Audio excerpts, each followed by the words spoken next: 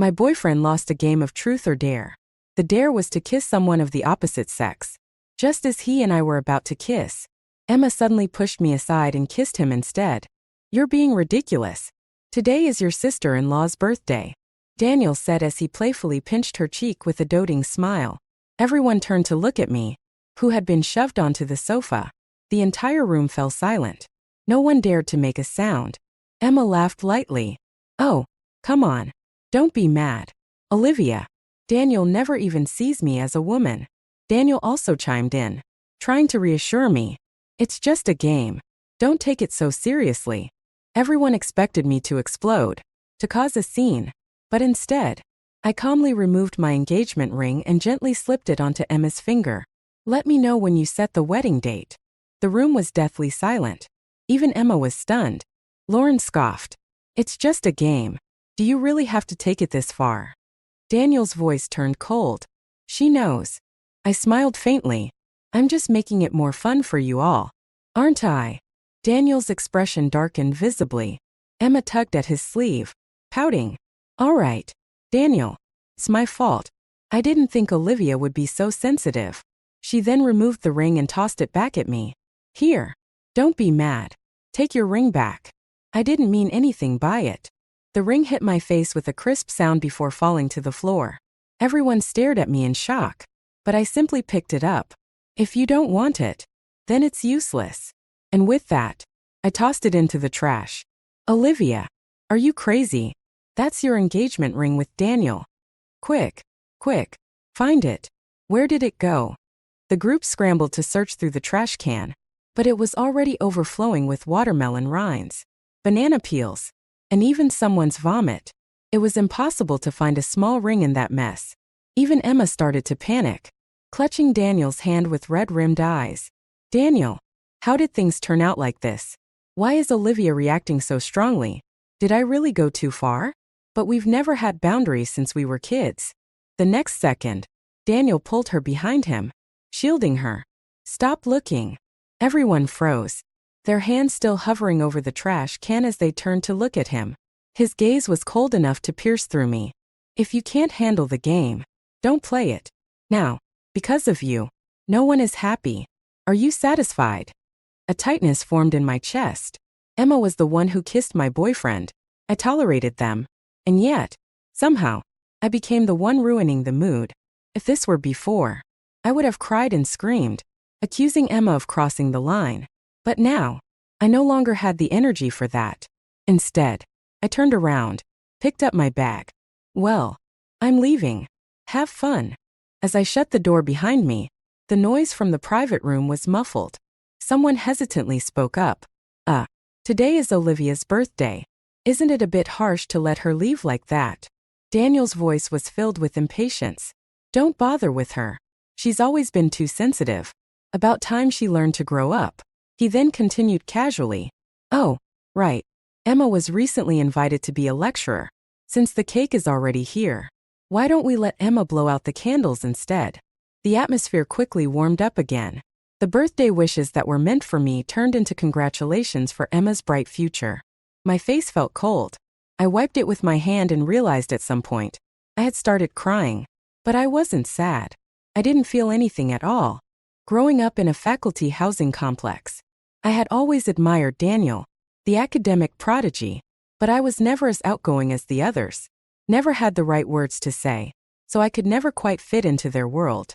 Every time, I would sit by the window and watch Daniel and Emma chase each other around, laughing. I worked hard, studied relentlessly, and whenever I saw our names next to each other on the ranking list, I would be overjoyed. But I was never as bright and lively as Emma. There was always a polite, distant gap between us. Then we got into the same university. Emma ended up at an average school and got herself a boyfriend, while I finally mustered up the courage to confess my feelings to Daniel. Fortune favored me. He said yes. From that moment on, every decision I made revolved around him. When he decided to stay at the university to teach, I gave up my chance to study abroad. My advisor tried countless times to persuade me, listing examples of my senior classmates who returned home earning six-figure salaries, some becoming Chongjiang scholars and professors before even hitting 30. But I just blushed and told him, As long as I can have a stable life with Daniel, that's enough for me. I gave my everything, and all I ever wanted was him. But he never once considered me. I let out a long breath into the cold night air and made a call to my former PhD advisor. Professor, the project you mentioned before, do you still need people? There was a brief pause before he responded, as if surprised. Sweetheart, have you finally thought it through? Of course. We need you. You're the perfect fit for this project.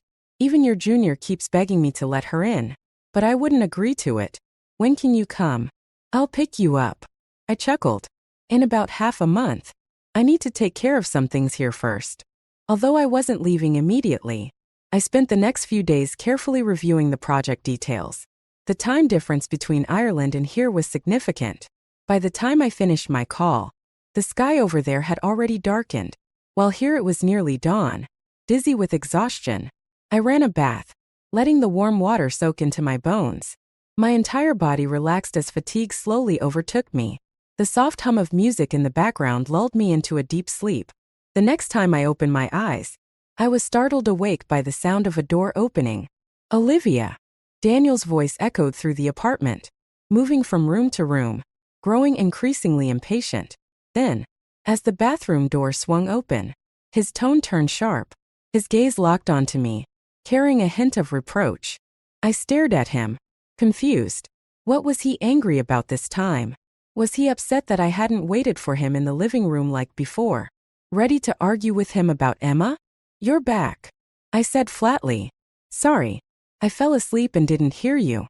Supporting myself against the bathtub, I turned my head slightly. Could you leave? I'd like some privacy.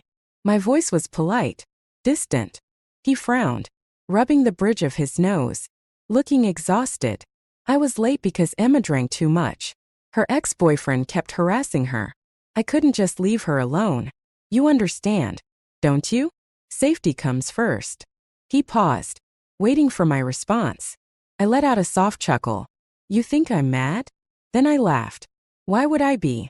You and Emma grew up together. It's only natural for you to walk her home. Besides, she lives alone. It's the gentlemanly thing to do. For a moment, Daniel looked at me as if he couldn't believe what he was hearing.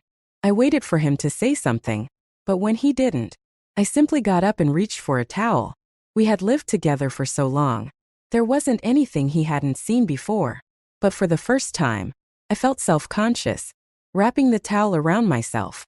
I turned to leave, but he suddenly grabbed my wrist. Olivia, can you just say what's on your mind? I paused.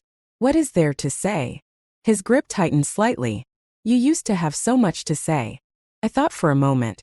He was right. Every time we argued about Emma in the past, I was the one who wouldn't stop talking, who wouldn't let it go. But I had come to realize that when love fills your heart, drives you crazy, it makes you lose control.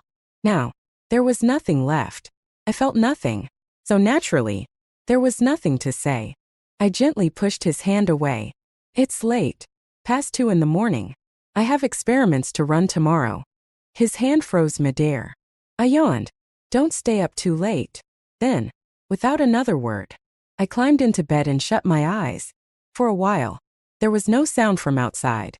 Then suddenly, bang! The loud slam of the door jolted me from the brink of sleep. Daniel had stormed out. I knew why he was angry. He had finally given me an opening, a chance to reconcile, and I had refused to take it. But I had no regrets. That night, I slept soundly. The next morning, I was yawning as I placed an order for breakfast delivery. When I opened the door, I saw a small birthday cake sitting on the table. Daniel sat behind it. Happy belated birthday, Olivia. I froze. The payment page for my food order was still open on my phone. I know you weren't happy about what happened yesterday, he continued. That ring. We really couldn't find it. His long, slender fingers slid his phone across the table toward me. Honestly, that style never suited you anyway. Pick a new one. Then, as if to smooth things over, he added, Emma is just childish. Don't take her too seriously.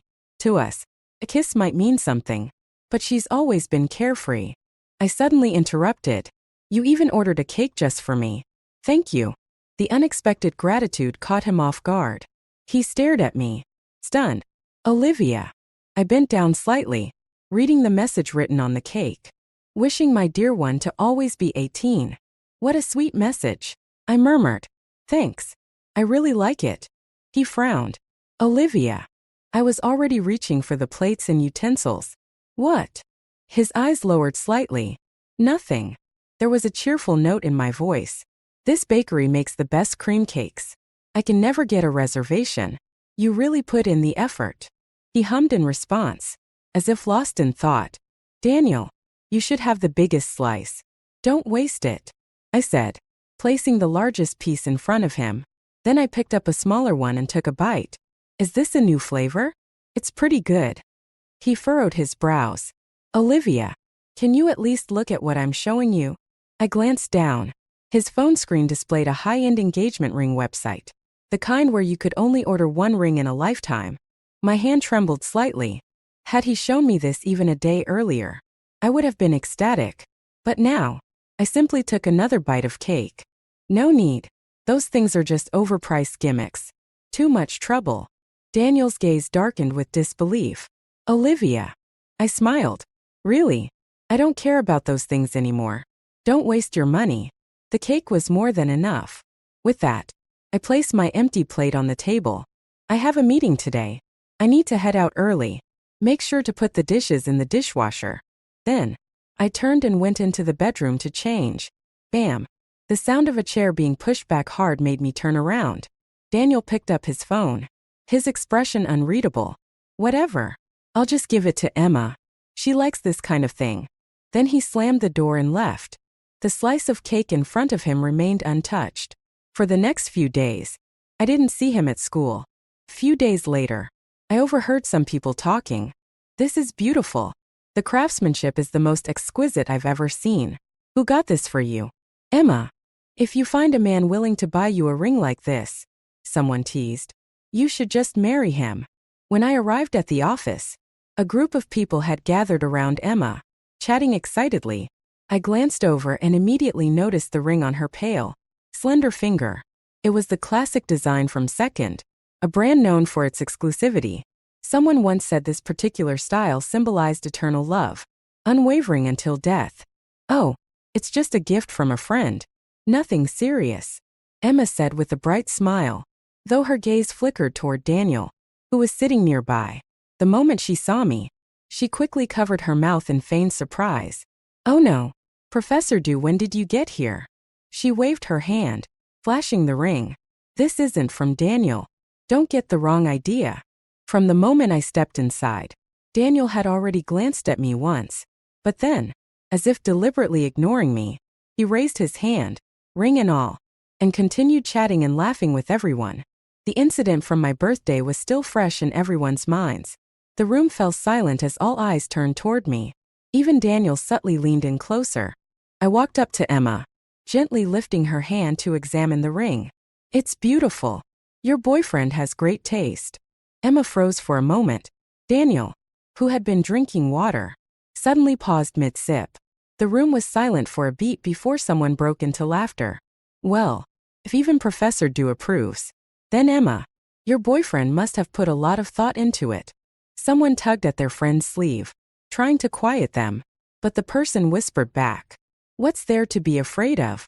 If the ring was from Daniel, Olivia would have flipped out by now. Clearly, she's already moved on. As if waking from a daze, the group quickly jumped in. Emma, when did you start dating? You've kept it a secret all this time. The ring is already on your finger. When's the wedding? Let me take another look. This design is stunning. Amidst the flood of compliments, Emma smirked slightly and looked at me. Honestly, I don't even know how he picked this out. I just mentioned that I liked it, and he bought it for me. Who knew he had such good taste? Before she could finish, I abruptly reached out and pulled the ring off her finger. Emma's words faltered. She turned to Daniel instinctively. Daniel. Daniel stood up, holding a stack of lecture notes for his undergraduate class. His voice was cool. Is this really something worth flaunting around the office? Emma covered her mouth again, her eyes instantly welling up. Daniel. But he ignored her completely. Instead, he shot me a long, unreadable look before turning away. Professor Dew's taste could use some improvement. Then, without another word, he strode out of the room. I had no idea what he was so upset about. I had complimented the ring. Why was he acting like I had just insulted him? After finishing my lecture, I received a message from Daniel. Dinner tonight? It seemed like he had realized something. That was fine. I had things to say to him too. Sure. I'll come after I finish my experiment. I sped up my work, trying to make sure I finished in time for our 7 p.m. meeting. But when I was finally ready to leave, I realized something was wrong. The lab door wouldn't open. Normally, the lab doors weren't locked until after 11 p.m., but it was barely 7. Why was it already locked? Worse, my phone was in my locker outside the lab. I had no way to contact anyone.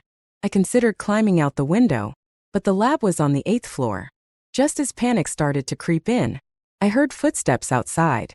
I banged on the door with all my strength, desperate to get someone's attention. The lab had excellent soundproofing, and it took everything I had to finally make enough noise for someone to hear me. But when I saw who it was, my heart sank. It was my junior colleague, the one who had been dying to take my spot in the Ireland project but had been rejected in favor of me. She had been holding a grudge ever since. I mouthed the words, "Help me," through the glass. She simply stared at me for a moment, then shook her head and walked away. A chill spread through my body. Did Daniel know I was here? I had to get out. Fast. I needed to find something to pry the door open, but the equipment in the lab was worth hundreds of thousands of dollars. I couldn't bring myself to risk damaging any of it. In the end, I could only sit against the door in despair. Click. The sound of the lock turning startled me, and I scrambled to my feet. Standing in the doorway was my junior colleague, Sophie Green. She leaned against the doorframe, twirling a key between her fingers. "Professor Lin, who's in charge of the keys, left early today," she said casually. I had to file a request and fill out some paperwork before they let me borrow one. Took a bit of time. Hope you weren't too scared. I stared at her in shock. Professor Lin. That meant Emma. Sophie let out a scoff. Who else? I hesitated for a moment before saying, "Thank you." She waved a hand dismissively. "If this is about you apologizing for getting picked over me for the Ireland project, don't bother." Then she turned and walked away, her voice drifting behind her. "One day, I'll surpass you." By the time I got out, it was already 7:30 p.m. I rushed to the restaurant as fast as I could. In my hurry, I tripped on the stairs and scraped my knee badly. A waiter helped me to my seat, but when I arrived at the reserved table, I found a couple already sitting there. "Excuse me, ma'am, are you sure you have the right table? This one has been reserved for quite a while now," the waiter politely reminded me. I froze. My phone buzzed with a notification. When I opened it, I saw a post from Emma. "Thanks to my dear brother for this grand birthday surprise. Not mad anymore." The attached picture showed a massive 5-tier cake, with Emma standing front and center, surrounded by a dozen friends popping confetti. The person standing beside her had their face covered with a cat sticker, but I recognized the silhouette immediately. Daniel. I glanced at my calendar. Oh, today was Emma's birthday. "Would you like to make a reservation now?" the waiter asked. My knee throbbed with pain. I shook my head. "No thanks. Can you tell me where the nearest hospital is?" I never called Daniel. By the time I got my wound cleaned, treated, and bandaged, it was already late at night. When I finally returned home, it was past midnight. As I opened the door, I nearly jumped in fright. Someone was sitting silently in the dark living room. I quickly turned on the light, still shaken. "Daniel, why are you sitting here in the dark?" He looked up at me. His eyes were slightly red, the veins in them visible from exhaustion. "Olivia, it's almost 3 in the morning." I nodded. "Yeah, I worked late."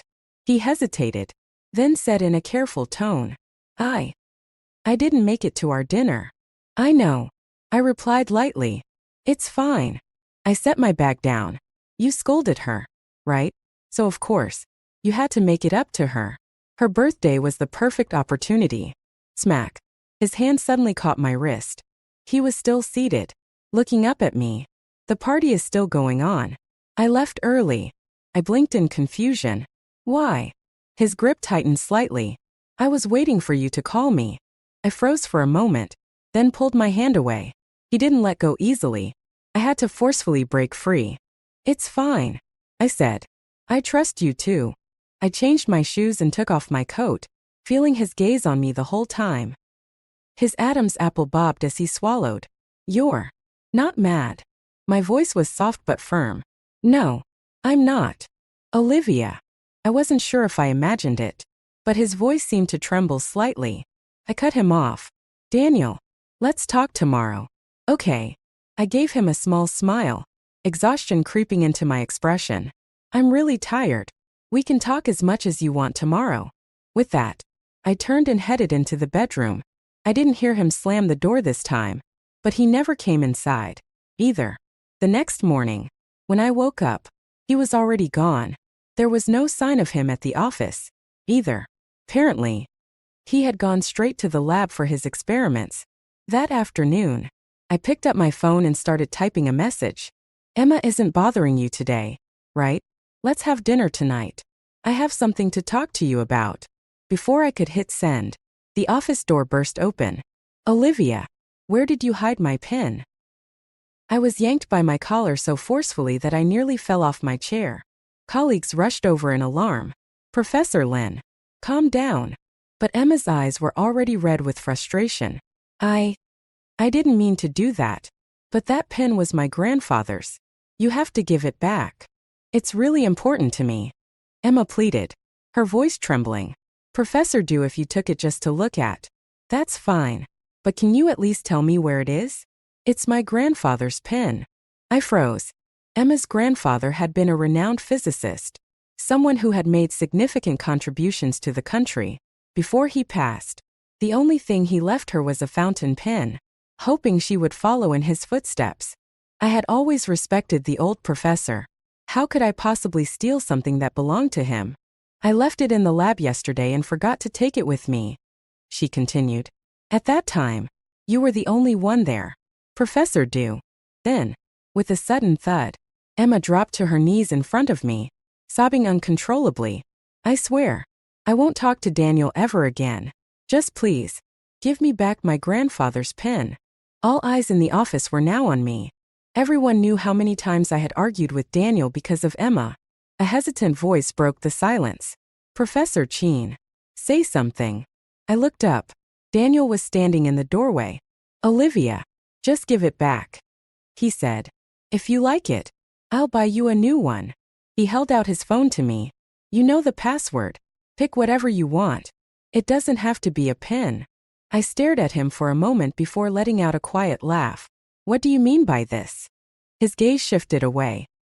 His Adam's apple bobbed slightly as he swallowed. That pen is really important to her. I'm not blaming you. I know you've been feeling wrong lately. It's understandable if you made a mistake. I smiled, but it was filled with helplessness. Do you really not know what kind of person I am? He didn't answer. Emma was still sobbing, sneaking glances at me between her tears. Why are you crying? A sharp voice cut through the tension. You locked her in the lab, and now you're blaming her for taking your pen? Couldn't you have put it in your own locker instead of leaving it in the lab? Can't even keep track of your own things. Huh. The unexpected reprimand stopped Emma's tears immediately. I turned around. Sophie Green was standing in the doorway, holding an iced coffee. The office fell into stunned silence. Professor Green, what do you mean by that? Someone asked cautiously. She smirked and tossed a USB drive onto the table. Security footage recovery. Why don't you all take a look at how Professor Lin waited until Professor Du entered the lab before locking the door? Smack. Emma snatched up the USB drive and gripped it tightly. Sophie, this isn't necessary. Sophie gave a mocking smile. Scared. In the next second, she snatched the USB drive back and plugged it into the computer. But the screen only displayed lab data and lecture notes. There was no video at all. Emma's eyes widened in shock. You tricked me. Sophie scoffed. If you hadn't done anything, what were you so afraid of? Emma turned desperately to Daniel. Daniel. But for the first time, instead of defending her, Daniel frowned. Emma's face turned pale. She covered her mouth, pushed past him, and ran out. Only then did I finally meet Daniel's gaze. Olivia. I smiled gently. You don't have to explain. I understand. You and Emma grew up together. It's hard to believe someone you trust could frame me. I don't blame you. He was stunned. Dinner tonight? I asked softly. Professor Cheen, do you already have plans with Professor Lin? His reply was immediate. No. I raised an eyebrow, slightly surprised. Then I smiled. All right. I'll be home by 7. Daniel's gaze locked onto mine. His expression serious. I don't mind. Good. I said casually. I'll buy the groceries. He didn't object. That evening, the moment I opened the door, a hand grabbed my arm. Oh my, Olivia, you've grown so much. So beautiful now. An older woman gushed. Dear, come here. Come here. I stood frozen in place, staring in shock as Daniel's parents appeared in front of me. I turned to Daniel in confusion, silently questioning him. He walked over and gently pulled me into his arms. It's time to tell them. Then, as if dropping a bombshell, he added, they should know about our engagement sooner or later. The moment those words left his lips, his parents' faces lit up with excitement. When's the wedding? His mother asked eagerly. Olivia, do you want a big celebration or a cozy family gathering? If you'd like, we can even hold 2 ceremonies. It's not a problem at all. The enthusiasm from Daniel's parents was overwhelming, completely drowning out whatever I had originally planned to say. I turned to look at him. He was smiling gently as he pulled out a small red velvet ring box. Inside was a new engagement ring, from a different brand, but still the exact style I had always liked. He had custom ordered another one for me. Instinctively, I moved my hands behind my back. His parents hesitated, glancing between the two of us. Their joy, which had been overflowing just moments ago, seemed to waver slightly. Wait, you two didn't talk about this beforehand. The happiness in their eyes faltered as they took in the moment. Their expressions held a trace of sadness. I had no feelings left for Daniel, but our families had been close for decades. Our parents had lived in the same community for years, and Daniel's parents had always treated me like their own daughter. After we started dating, they had spoiled me endlessly, showering me with gifts. The first suitcase I ever owned, still tucked away in my closet, had been a gift from them. I quickly forced a smile. No, it's not that. I just haven't washed my hands yet. I just finished an experiment. Oh, that's nothing to worry about. His mother beamed, immediately grabbing my hand. Daniel's smile deepened as he gently took my hand from his mother's grasp and slid the ring onto my finger. 2 large red envelopes were pressed into my palm. I smiled. Thank you, Mr. and Mrs. Cheen. His parents exchanged a look before shaking their heads. Still calling us that? Isn't it time to change how you address us? A hint of shyness crept onto my face. I lowered my gaze slightly. Thank you, Mom, Dad. The moment those words left my lips, Daniel seemed to let out a quiet sigh of relief. His father, on the other hand, was ecstatic. I need to call the Lus right away. I bet they'll be worried their precious daughter is getting stolen by my son. Ugh, stop being so dramatic. His mother scolded playfully, but her eyes were full of joy. The next day, Daniel and I accompanied his parents to the airport. Once their plane took off, I finally spoke. Daniel, I'm leaving too. He nodded. Back to school? I'll drive you. I took a step back, avoiding his hand. No, I'm leaving. For Ireland. His hand froze midair. There's a project there that needs me. For a moment, he didn't react. When did you decide this? Why didn't I know about it? On my birthday. The realization seemed to hit him like a truck. His fists clenched tightly, his voice shaking slightly. Was it? After you left the party? I nodded softly. His knuckles trembled slightly before he took a deep breath, suppressing whatever emotions were storming inside him. How long will you be gone? 2 or 3 years. He lowered his head, murmuring, 2 or 3 years. That's not too long. I can wait for you. If you're interested in Ireland, I could even. Daniel. I cut him off. My point is, let's break up. A gust of wind swept through, blowing my hair slightly. It also blurred the expression in his eyes. Though we stood less than a meter apart, I could hear the shaky rhythm of his breathing. But We're already engaged. Our parents. I know. I smiled softly as I reached into my bag, pulling out a key. Taking his hand, I placed it in his palm. This is the house key. When you go back, check under the shoe cabinet. I put all the red envelopes your parents gave me there. As for the engagement ring, I didn't accept it, not because I resent you, but because the part of our relationship that made us a couple is already over. The things I left at home, take whatever you want. If you don't want them, throw them away. It's up to you. I won't be coming back. I stepped back. Goodbye, Daniel. I hope you become a professor soon. Then, I patted the back of his hand and turned away. I didn't go home. For the last 3 days before my departure, I stayed in a hotel. I had nearly finished all my work at the university, tying up loose ends. On my final trip to submit my paperwork, I overheard something unexpected. Daniel had also applied for the Ireland research program. Logically speaking, with the resources he had, he was already well on his way to becoming a professor. He didn't need to go abroad to boost his credentials. And in a few years, when he returned, there might not even be a vacant position waiting for him. What's the point of this? A stack of documents was handed over my shoulder to the administrator in charge. I turned and saw Sophie Green giving me a polite smile. Looking forward to working with you in the future. The administrator, a young woman, immediately lit up at the sight of her. Professor Green, are you going abroad with Professor Cheen? That's so lucky. Sorry, I interrupted before Sophie could respond, but I don't think I'll be teaching with Professor Cheen. The administrator's admiration froze in place. Daniel, standing beside us, remained composed. We're headed in different directions. I continued evenly. In Ireland, we'll each focus on our own research fields. That's all. The administrator hesitated. Professor, do you and Professor Cheen? I smiled. We broke up. Silence. I turned to Daniel and said, still, I wish you success in Ireland, Professor Cheen. Then, I turned to leave, but before I could take another step, his hand clamped around my wrist.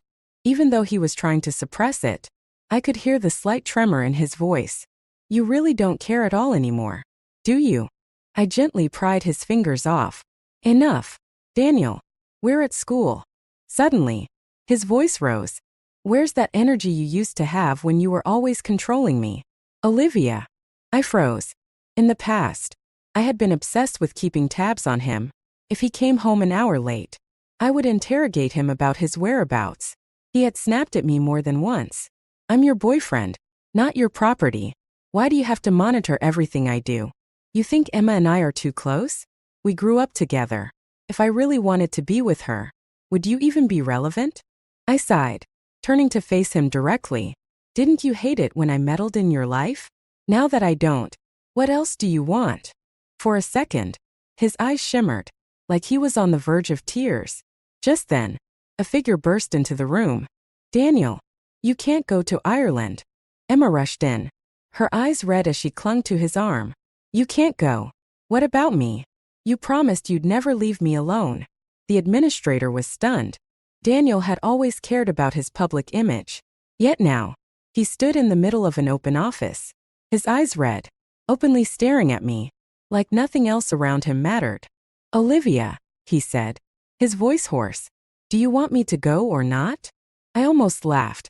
This was the same man who had always said, I make my own decisions. Stop trying to control me. And now, he wanted me to decide for him. I chuckled softly. That's for Professor Cheen to decide. If you want to go, go. If you don't, then don't. Whatever path you choose, just make sure you don't regret it. With that, I turned to leave. I had only taken a few steps when he suddenly shouted, Olivia, do. Quicken my pace, walking away without looking back. Behind me, I heard his irritated voice. Let go. Can you stop being so annoying? Emma's sobs followed me down the hall. Until the day I left the country, Daniel never contacted me again. But for someone who never updated his social media, he suddenly started posting daily. A morning post, a graduation photo of us, with the caption I miss the old days. An afternoon post, a close-up of my hand wearing the engagement ring, captioned back then. And then, finally, A simple status update. I miss you. Olivia do. Only visible to me. I scrolled past it and left a comment on my best friend's vacation photos instead. Gorgeous. The night before my departure, I received a call. Professor, do you need to come to the hospital right away? Professor Cheen had an accident in the lab. There was an explosion, and he refuses treatment. He keeps saying he won't see anyone but you. I froze. Daniel had always been meticulous about safety. Once, a student had misplaced 2 bottles of chemicals, and he had called them out in the department's group chat. So how could he be the one to make a mistake now? Where was his mind wandering? By the time I arrived at the hospital, his eyes were unfocused, blindly reaching out into the air. Olivia, I need to see her. Don't touch me. Emma was crying beside his bed, her voice trembling. Daniel, Olivia's not here. Let me take care of you. Okay. Your eyes have been severely damaged by the bright flash. You must receive treatment immediately. Stop searching for her. Okay. I'm begging you. Emma's voice trembled as she pleaded. The moment she reached out to touch him, he shoved her hand away. Daniel gripped the edge of the hospital bed. Leave. Just go. His voice was hoarse but resolute. Olivia doesn't like seeing you around me. She'll misunderstand. You can't be here. Tears streamed down Emma's face as she covered her mouth, her entire body trembling. Daniel. I stood at the doorway and spoke his name in a calm, quiet voice. In that instant, all his movements froze. Olivia. He tried to get out of bed but nearly collapsed. Emma reached out to steady him, only for him to shove her aside. He stumbled forward, blindly reaching for me, his bandaged eyes struggling to find my presence. The moment his fingertips brushed against my face, damp patches formed on the gauze covering his eyes. It's you. His voice cracked. You came to see me. Before I could react, he pulled me into a tight embrace, his entire body trembling against mine. Don't leave. Olivia. Please. I was wrong. Don't abandon me. I didn't move. The doctor said you can't cry. He immediately clenched his teeth, forcing himself to hold back. He was like a child, desperately trying to obey, yet still holding my hand tightly. I gently pried his fingers off. My flight takes off in an hour. His breathing faltered. You wanted to see me, so here I am. Now, can you focus on getting better? The dampness on his bandages deepened. His entire body shook as if he was struggling to suppress something. Doctors and nurses rushed in. What's happening? He can't cry. Someone, get him away from the patient. I was pushed aside, and the distance between us grew. But his voice only grew louder. No, don't let her go. You can't let her go. Olivia. I silently met Emma's gaze. She made a move to block me, but I simply stepped around her. As she reached out again, she was shoved aside. Her head hit the corner of a flower pot, and blood quickly pooled around her. I didn't look back. Step by step, I walked toward the exit. The sky was a brilliant shade of blue, and it was time for me to embark on my new journey.